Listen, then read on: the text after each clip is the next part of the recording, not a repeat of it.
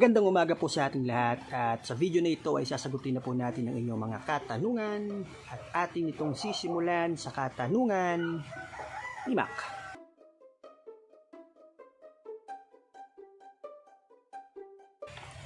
Kahit single ka, papapasukin ka pa rin sa Family Mart dahil pagpasok mo sa Family Mart, ang sasabihin mo sa kahera ay family po, family Mart.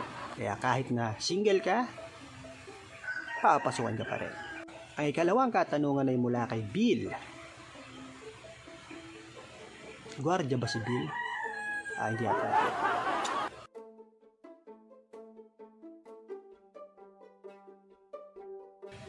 Nagsimula yan nung nagkaroon ng segregation sa banyo. So, hinati ang babae at lalaki. So, ang pagkakabasa nila sa mail ay mali. So, doon nagsimula yung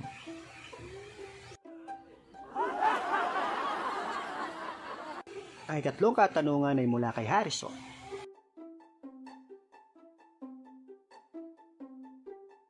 Kain ka, magsisimula muna yan sa maliit.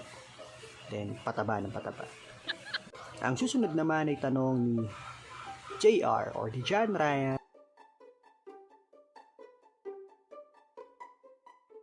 At sa tingin ko ayaw din nilang gumawa ng commercial ng asukal dahil baka langgamin yung screen.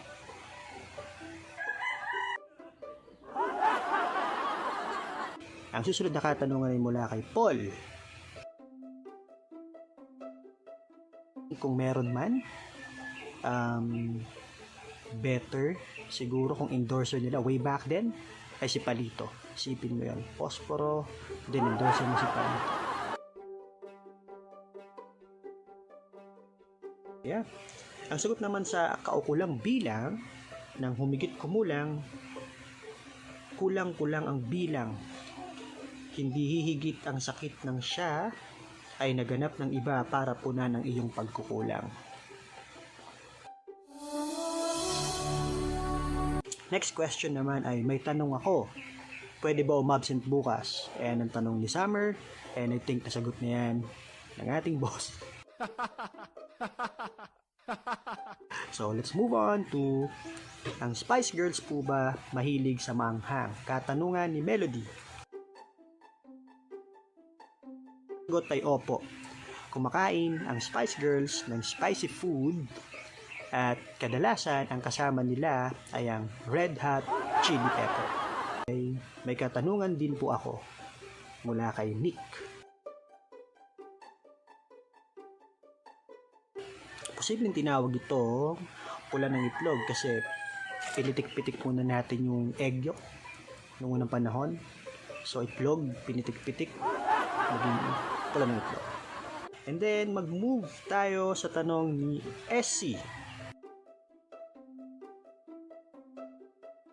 Favorite number ko is 3 kasi ayun yung pinakamalakas sa electric fan, but electric fan at gusto ko steady pag ako lang, but kapag may kasama ka dapat umiikot. Ang huling katanungan ay mula naman kay Ella. Papsi, bakit walang sunog sa entrance pero may fire exit? Technically, hindi kasi welcome ang mga sunog sa entrance. Kaya pag nahuli sila, dun sila diretso sa fire exit.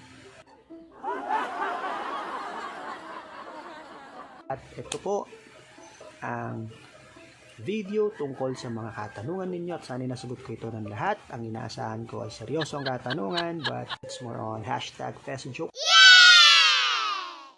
At sisimulan natin sa katanungan ni Mac.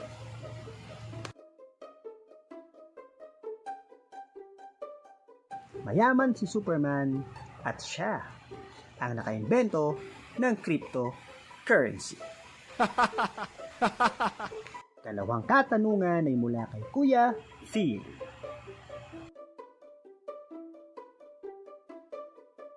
Bling nang galing sa China ang mga aswang At ang unang aswang ay China Nanggal. Sasagutin naman natin ang katanungan ni Mac. Mak.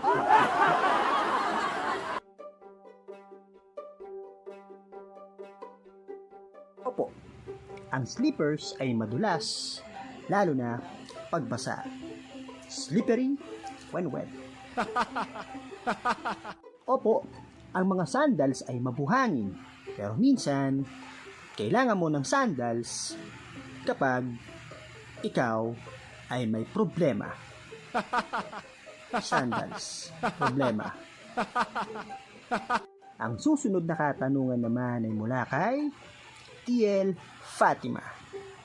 At ito ay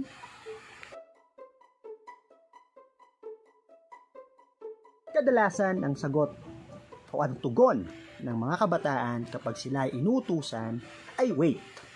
Bakit? Dahil tinitimbang nila kung gaano nakagalit ang kanilang nanay or tatay. So wait lang. Ibig sabihin nun, tinitimbang nila. So kapag tunog, malambing ka pa, hindi agad sila susunod. Pero pag tunog, galit ka na, alam mo na, susunod na yan. Susunod. Ano nga na mula kay Eugene, na kaibigan ni Alfred, Vincent at Dennis.